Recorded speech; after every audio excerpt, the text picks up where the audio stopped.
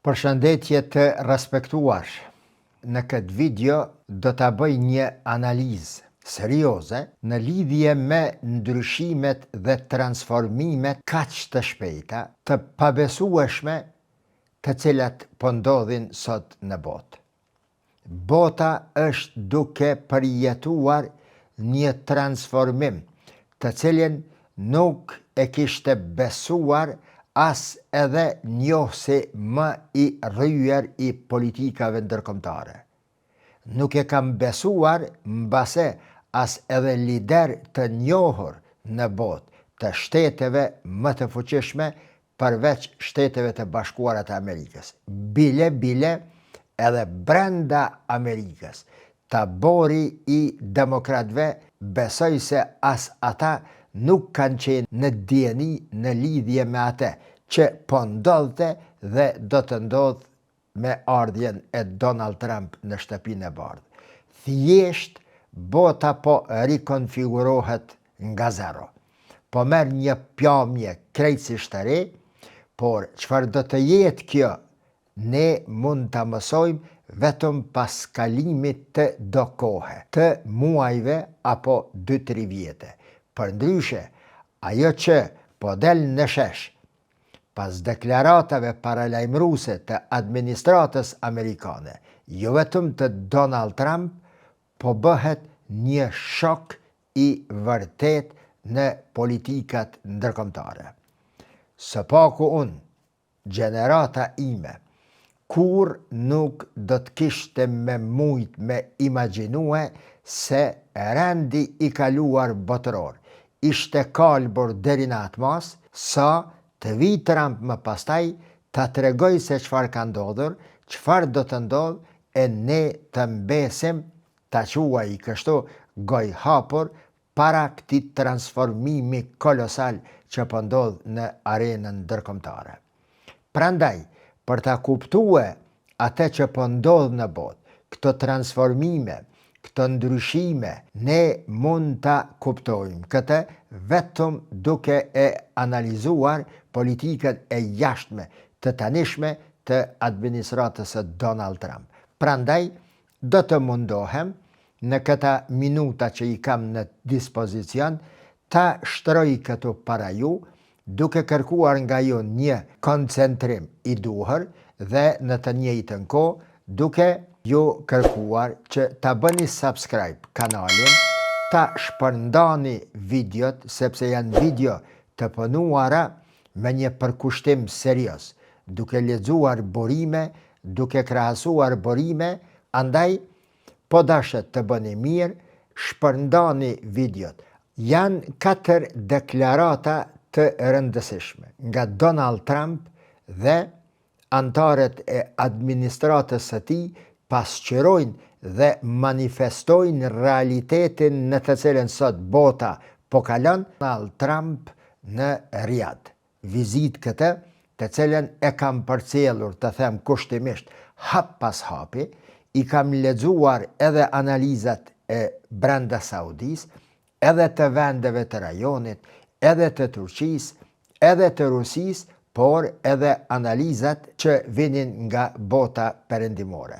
Dëshiroja të mësoj se çfarë ka përtej marrjes së $5.1 trilion nga ndej dhe a thua është e vërtet, siç po mendojnë njerëzit, të cilët nuk i kuptojnë sa duhet rrethanat se si shkojnë raportet arabo-amerikane, po kujtojnë se arabët janë aq të paditur, aq naiv, sa t'i japin $5.1 trilion pa pas ndonjë kthim në të mirën e tyre. Dhe që ta dini ju, dhënia e atyre parave, raportet dhe marrëdhëniet e reja, marrëveshjet të cilat unë nënshkruan, janë marrëveshje për të mirën e të dy palëve. Vetëm kështu funksionojnë politikat e mëdha në arenën ndërkombëtare. Nëjse, deklarata e Donald Trump në Riyadh, që pasqyron realitetin për cilën po flas këtu dhe po e shpjegoj, është kur thot tekstualisht, kanë mbaruar ditët kur ndërhyrësit perëndimor fluturonin me aeroplanet e tyre mbi lindjen e mesme për t'i dhënë rajonit leksione se si duhet të jetojnë dhe si duhet ta menaxhojnë këta popoj jetën dhe punët e tyre. E dyta vje nga nënkryetari i tij Vance, për cilin para 2-3 dite e bëra një video të veçantë. Vance e kritikoi ashpër idenë e ndërtimit të kombit në mënyrën si që është bërë deri më tani, në përmes ndërhyrjes në punët e brendshme të vendeve të tjera. Më ka mbaruar epoka kur Amerika është superfuqia e vetme që e ndërton brendësinë e vet, duke ndërhy në punët e brendshme të vendeve të tjera. Një deklarat e papritur. E treta deklarat ishte nga i dërguari i Donald Trump në Siri, Tom Barak, i cili shkroi në një postim në Twitter, në X, kur tha: epoka e ndërhyrjes perëndimore definitivisht ka mbaruar. E ardhmja u përket zgjidhjeve rajonale të ndërtuara mbi partneritete dhe diplomaci të respektueshme të ndërsjellë.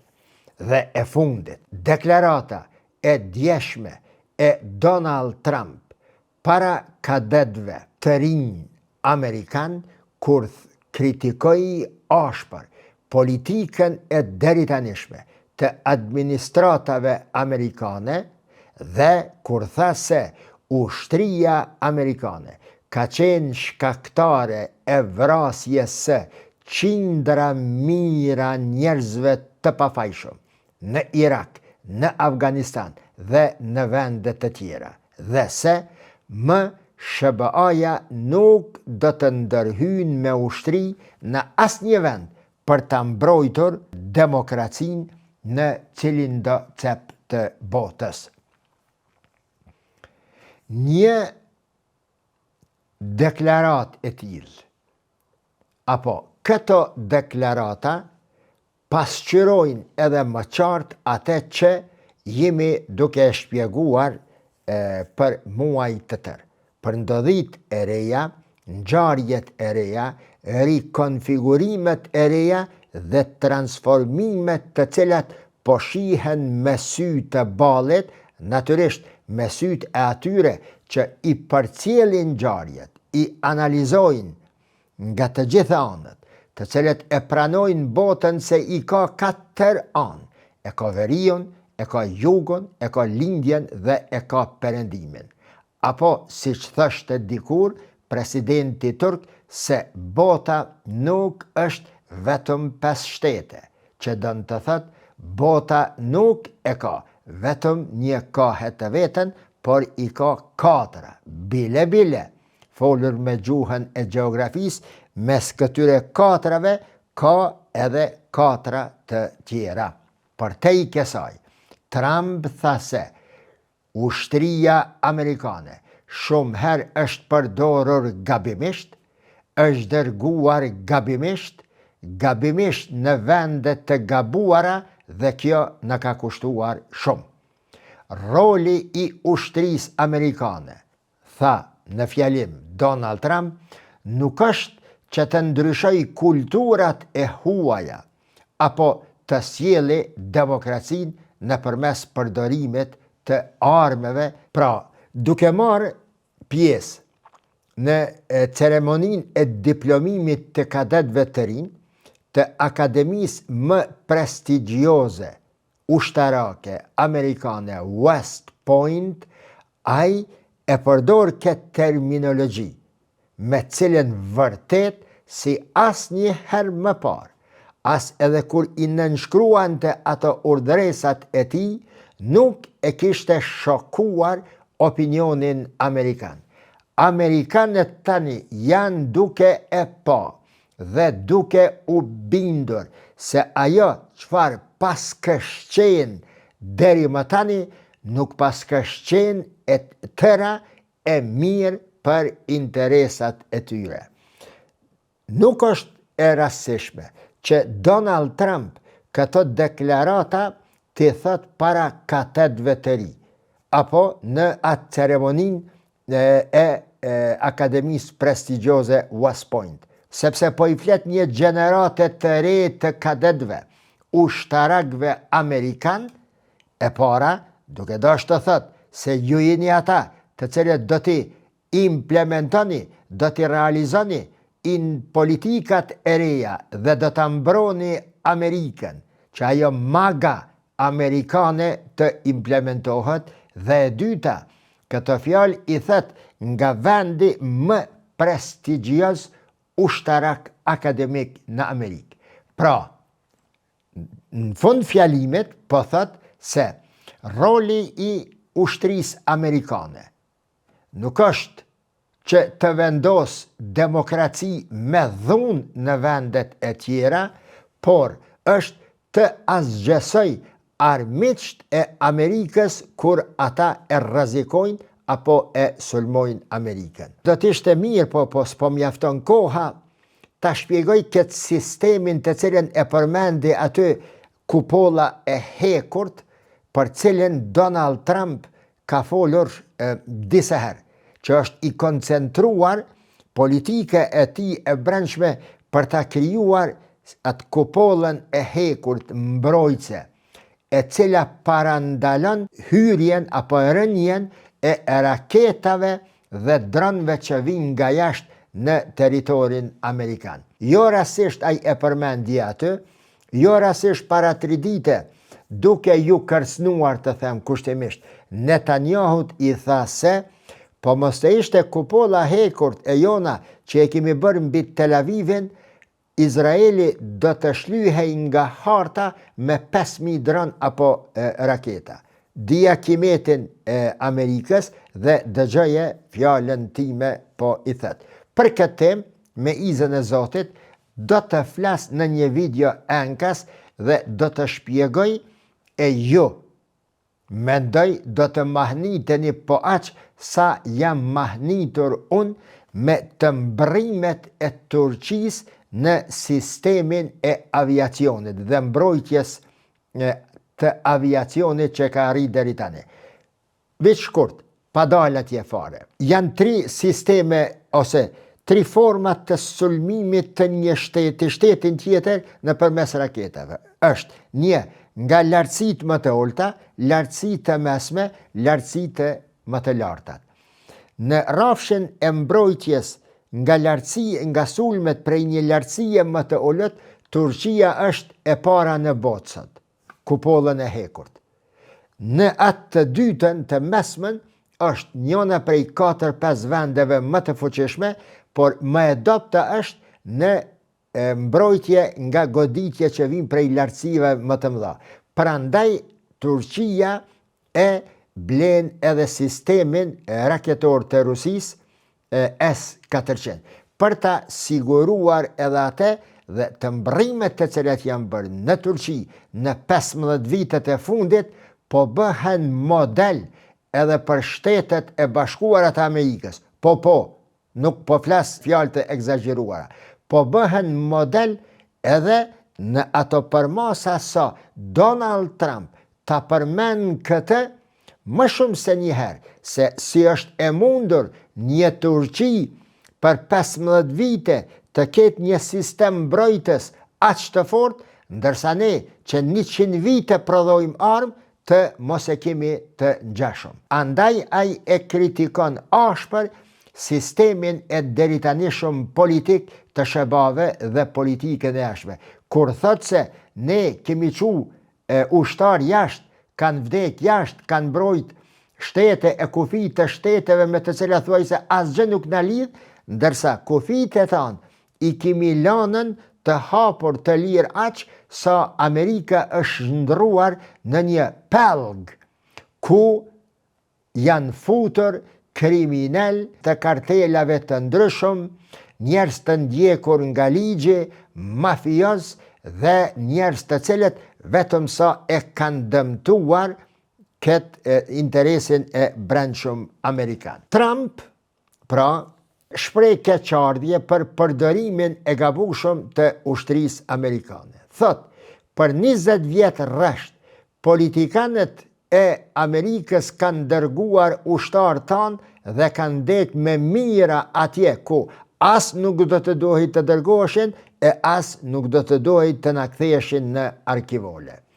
Përmendi rastin kur tha se SBA-t, duke tash të arrëzojmë Saddam Husseinin, ushtria amerikane mori pjesë në 2 luftrat më gjakatare që janë bën në historinë e xhirit persik.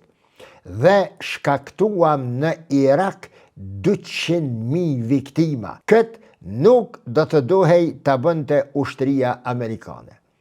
Nga viti 2003 deri në vitin 2011, thot, Amerika e mbajti të pushtuar Irakun. Me gjithë pretendimet se Iraku ka armë të shkatërimit në mas, armë kimike, fjalë këto me të cilat e mashtronin opinionin e brendshëm amerikan, në fund atje nuk u gjet asgjë. Edhe më keq se kaq, po thot Trump, pas rrëzimit të 2 kullave binjake në vitin 2001, SBA e pushton Afganistanin, dhe nga viti 2001 e deri në vitin 2021, ne bëhemi shkaktar të vdekjes së 170.000 njerëzve në Afganistan.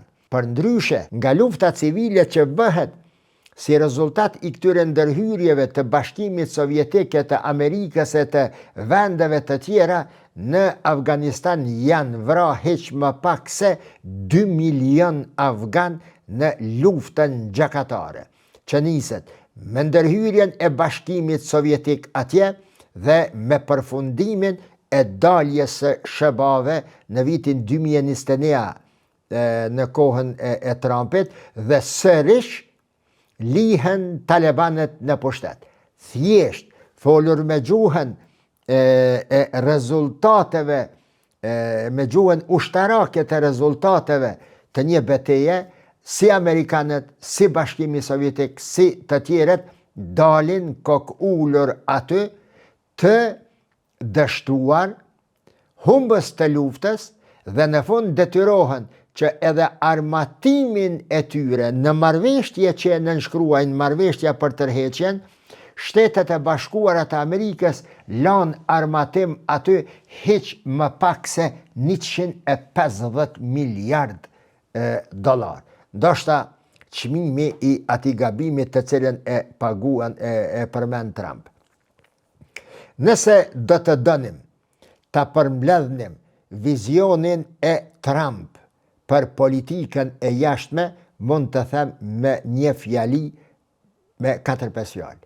Është politik e mos ndërhyrjes jashtë. Trump, në këtë rast, kur e përmend Bushin, e përmend Clinton, e përmend sidomos Obamën, në kohën e të cilit merr flak e gjithë bota, rrallëherë i është shkaktuar zjarr botës sa i është shkaktuar në kohën e Obamës. Ata të cilët i kanë përcjell ato politika e din, e sidomos botës islame. Barack Obama është Barack Obama. Atë që ja ka bë botës e sidomos botës islame, në veçanti lindjes së mesme, do të mbesen faqet më të morme të politikës së jashtme amerikane që ka mujt me bë ashtu edhe mazi se çka pas ndodhur më parë në Vietnam. Mirë po tash, analiza ime që kjo mos ndërhyrje të cilën po e promovon Donald Trump, mu po mdoket bajagi e paqartë. Veçanërisht kur fjala mos ndërhyrje e përmendet nga një president i një vendi të fuqishëm më të fuqishëm në botë si që është Amerika. Çfarë nënkupton kjo saktësisht?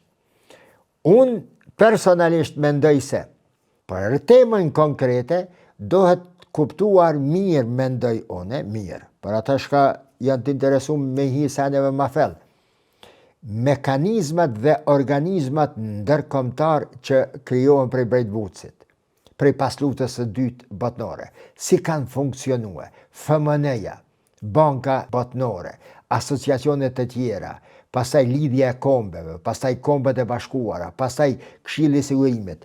Kur i shes se si kanë funksionue, mu po m'del se shteti më i fuqishëm është ai i cili i krijon, i prezanton si demokratike të dobishme, shtetet e vogla, kombet e vogla, pastaj si jemi na për ligjërata, katedra, na për gazeta, studime, libra, parlamente, filloj me e livdu bile edhe globalizmin, për cilin Donald Trump vetë thot se është një ndër armiqet të Amerikës. Ndërsa ne, kombet e vogla, shtetet e vogla, aq më shumë njerëzit e padijshëm i glorifikojnë dhe i paraqesin para opinioneve të tyre në mënyrën më karikatur dhe të shëmtuar të mundshme. Sida që tjetë. A mund të imagjinohet një botë pa një kamgjik, pa një shtet fuqi ndërhyrëse? Unë mendoj se jo. Përse? Çka nëse nuk do të kishte ndërhy Amerika në luftën e parë botnore për ta zbraps Gjermaninë? Çka nëse nuk do të kishte ndërhy Amerika pa në gjatë luftës së dytë botërore, si superfuqia e botës, për ta ndalë Gjermaninë, për ta ndryshuar vetëdijen, mendësien dhe politikën gjermane dhe për ta bërë më pastaj Gjermaninë një shtet demokratik, një shtet solidar, një shtet të cilin ja sheh hajrin e gjithë Evropa e mos them bota.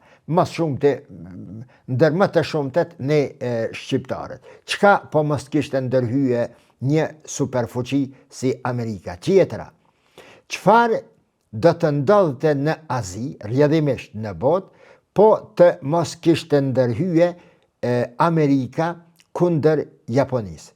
Që ta ndalte Japoninë, që ta ndalte pushtimin e vazhdueshëm 100 vjeçar të kombeve dhe shteteve të Azisë, të cilat kombe dhe shtete kanë hek si kur sa zbohet ma prej pushtimeve dhe dhunave të cilat kombi japonez ja ka shkaktuar kombeve atje. Natyrisht, po mos të ishte ndërhyrja kundër Japonisë, nuk do të kishte një Kinë e prosperuar si që është tani. Nuk do të ishte Korea, Samsungi, nuk do të ishte Singapori, nuk do të ishte Malezia, nuk do të ishte Indonezia, që i prodhon rekuizitat sportive të Adidasit e Nike-it mas shumti në botë. Nuk, po mos të ishin këto shtete kështu, nuk do të kishte një formë siç e ka bota e tanishme.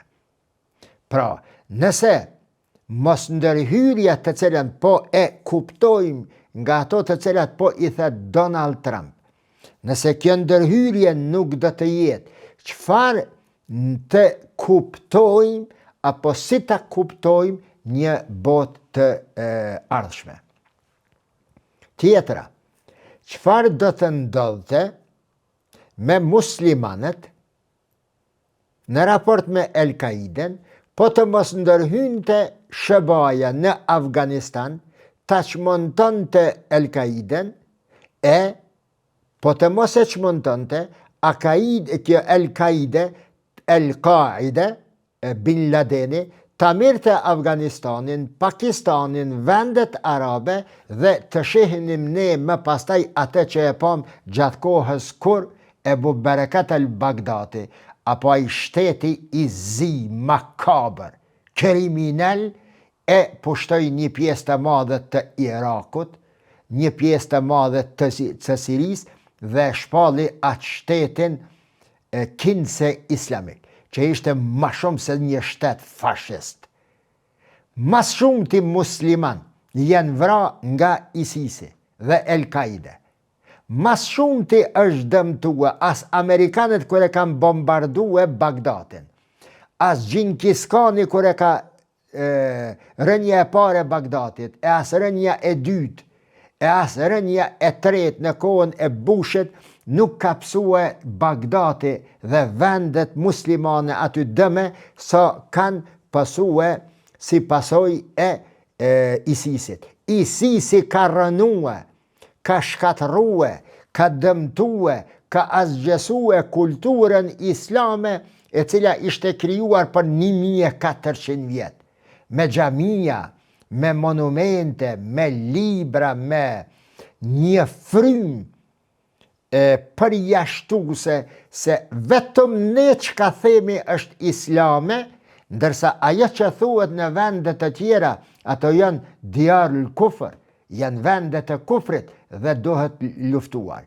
Një frym, mos të them vehabiste në ideologji, përjashtuse në përmasa fashizoide, e cila i shkaktoi botës muslimane në lindjen e mesme dhe në çdo cep të planetit, dame sa nuk ka mujt me i shkaktue as cila do perandori apo shtet poshtues që ka ekzistuar për gjatë gjithë kohës.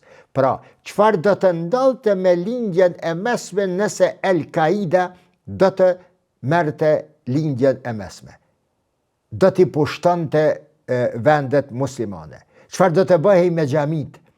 Çfarë do të bëhej me kulturën, me thesarin, me librat, të cilat ISIS-i i djegte në Raqqa dhe ku i kishte qendrat e veta në sheshe të qyteteve, e bënte grumbullin e librave sa një kodër dhe i diçte në emër të mbrojtjes së islamit nga bidatet. Allahu ja u dhash hakun. Po çfarë bidate bre ti, Ebu Berekat el-Bagdati dhe ISIS, organizat terroriste, që i ke bë dëm edhe shqiptarve, ke mujt ti me e liftue bidatin apo me mbrojtën islamin nga bidatet. Andaj unë her pas here i përmeni do far terminologji të cilat përdoren tek ne, duke besuar se i përdorin pavetdijshëm, me njetet mira, mbrojtja islami për bidatit, u patën që unë kam, thuti që islami tek ne ka qenë i shëmtuar, o zotni, 500 vjet ka pas musliman këto dhe islam. 500 vjet, aq sa kemi mujt, janë krijuar hoxhallar e medrese e shkolla, dhe ti dje ke ardhen, prej atje ku ke ardhen, dhe thua se po e pastroj islamin në Kosovë prej bidateve. Njëjtë si që kanë bëhen shekullin e 18, e 19 në Arabinë Saudite, e pa të nshndrua një shtet fantazm. Njëjtë si që dëshiroj ISIS-i të bëj në për shoqërit muslimane. Dhe falë Allahut pëtoj. Pra, atë që dua të them, qëfar pra do të ndodhte me botën po të mos kishte ndërhyrje të vazhdueshme. Unë mendoj se kjo ndërhyrja që po përmendet mos ndërhyrja të shpjegime. E para është se ka kuptimin mos imponimin e një sistemi qeverisjeje dhe përhapjeje të një ideologjie të caktuar. Edhe nëse ai sistem apo ideologji është demokracia. Trump po thot, dhe politika e re amerikane e jashtëmja po thot se let lihen kulturat të zhvillohen si pas natyres së tyre gjenetike dhe si pas natyres geografike ku jetojnë. Nuk mund t'i imponohet një sistem politik, tazam, i Kosovës në Norvegji. Nëse që kjo mendesia jona, shqiptare, si që e kemi, t'ishte fuqi evropiane dhe të shkonim ne t'ja impononim këti mentaliteti që është tani në Skandinavi dhe t'i thonim se ky sistemi jem është më i mirë, për shkak se unë e kam fuqien ushtarake dhe ti duhet ta pranosh. Njëjtë kështu është edhe sistemin të cilin tani më Donald Trump po e refuzon dhe po jep shenjat përfundimtare të një bote të re. Pra, shpjegimi i parë është mos ndërhyrje, mos imponim i një sistemi qeverisje dhe mos përhapje të një ideologjie të caktuar, qoftë edhe nëse është kjo demokracia. Sepse Trump tekstualisht djen e tha, çdo vend ka institucionet, 1, historinë, 2, vlera, 3 dhe kulturën e vet. Dhe ne do ta lejojmë që ato të zhvillohen. E dyta, sistemi apo shpjegimi i izolacionizmit amerikan sa i përket politikës së jashtme të saj. Dënë të thotë se Shtetet e Bashkuara të Amerikës do të reagojnë në raport me botën vetëm atëherë kur kërcënohen nga jashtë. Andaj, kur thash parzit për atë kupollën për kupollën qiellore, që po do me e boe Trump dhe të cilën po flet, shiqoni që ky izolacionizmi lidhet me këtë sekuencën apo me atë që po e kritikojnë fort Trumpin, kur e përmeni Grenlandën, se duhet jetë e jonja, duhet me marë, dhe se Kanadaja duhet i bashkangjitet Amerikës, Meksika duhet mi unë gjvesht, kanali Panamas duhet jetë në kontrollin Amerikan. Jo me ndoni se këte e thet me një kuptim pushtus, ani pse vendet perëndimore Evropa, Kanadaja janë nisën me kajtë me kritikua se po të regon politika pushtuse. Jo. Trump shë ma shumë se kaq. Kjo administrat shë ma shumë se kaq. Kjo administrat është prodhim i dinamikave të reja, të cilat e kanë cilë këtë ndryshim në botë.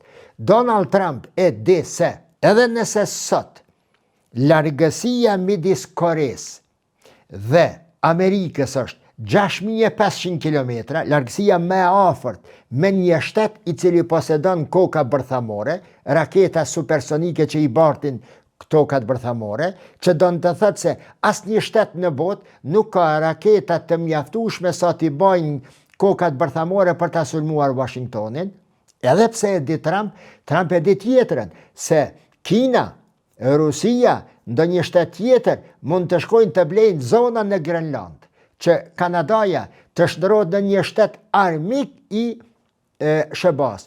Prandaj këto raketa dhe pushtimet eventuale të Amerikës mund të ndodhin pikërisht prej Grenlandës, prej Kanadas. Prandaj edhe thot se kanalin e Panamas do të marim një në kontrol. Për me pa nëse Kina është të bajt armë të rrezikshme për Amerikën, armë ka është i quë, shka është të hyj aty, midis kësaj pjesët e botës dhe kësaj pjesët e botës, duke kaluar në për kanalin e Panamas. Përfundim, ajo që pëndodhë tani është një transformim i papar deri më tani dhe fjallën e Tom Barak, përveç të Vansit dhe të Donald Trump, duhet të marim shumë serioze. Sepse jo që kritikoj politikën e deritanishme të SBA-ve, por shkoj deri atje, sa e kritikoj, shkoj përtej deklaratave të Donald Trump dhe Vance, kur tha se mbase, edhe marrëveshja Sajko Piko, që erdhi pas përfundimit të luftës së parë botnore, ishte e dëmshme për botën dhe për botën e për lindjen e mesme. Me gjithë që vje si rezultat i nevojave dhe dinamikave të kohës në sytë e njerëzve të administratës së tanishme amerikane, këto veprime në politikat ndërkombëtare kanë qenë të gabueshme. Pyetja është se a thua SBA-t do të ishin këto që janë, po mos të kishin ndërhy administratat e deritanishme në botë, apo jo, këtë nuk mund të supozoj. Por një gjë e dije 100%, se pas rënjes së çdo perandorie, territori i asoj perandorie ndahet sipas shteteve fituese në luftën me ato perandori. Prandaj Franca dhe Anglia dhe Rusia si fituese në luftën me perandërinë osmane janë vendet të cilat e kanë nda lindjen e mesme kështu si që shohim, dhe kjo lindje e mesme që deri para një 3-4 mujve kam thënë nuk ka shanca me pas qetësi me ardhjen e Trump, e sidomos pas vizitës së tij në Riyadh, më ka lind një shkëndi shprehëse se në lindjen e mesme megjithatë do të vinë ditë më të mira, së paku ditë pa gjakderdhje dhe vrasje makabër të miliona e miliona muslimanëve dhe të tjerëve që kanë ndodhur në 3-4 dekadat e fundit. Natën e mirë.